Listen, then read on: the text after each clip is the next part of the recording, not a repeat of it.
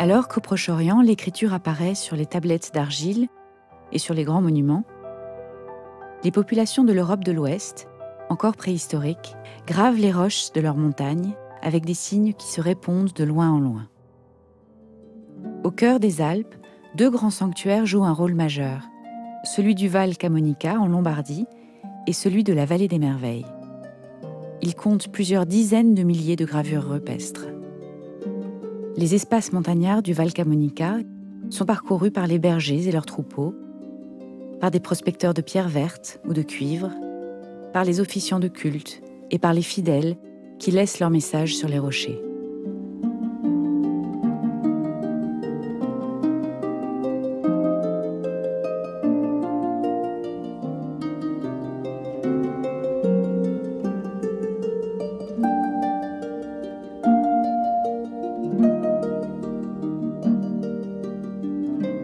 De nombreuses stèles offrent aux pèlerins un message raccourci, frappant, immédiatement compréhensible.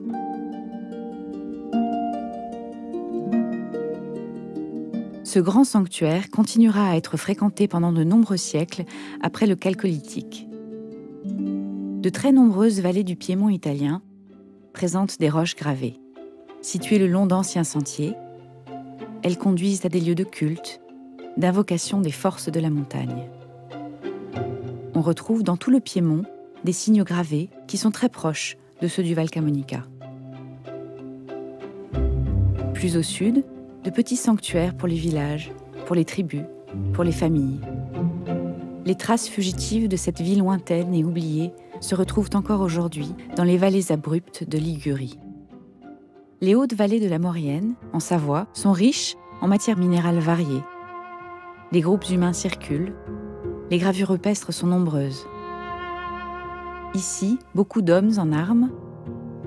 Des duels donnent une coloration martiale à l'ambiance de ces vallées. Plus à l'ouest, dans les montagnes ardéchoises, non loin de Privas, le sanctuaire de Créteil offre plusieurs dizaines de milliers de signes symboliques sur plus de 3700 roches polies par les glaciers. Dans la haute vallée du Gard, entourant le signal de la Lichère, une douzaine de crêtes montagneuses constituent un autre grand sanctuaire. En position dominante, les rochers portant des rigoles sont de véritables autels. Des cupules, des signes en arceaux, les images du dieu primordial. Images que l'on retrouve sur les magnifiques statues menhirs découvertes en Rouergue, non loin de Rodez. Ces premières grandes sculptures européennes sont légèrement antérieures aux plus anciennes sculptures monumentales d'Égypte. Images d'un grand dieu primordial, elles sont bien le reflet d'une culture commune.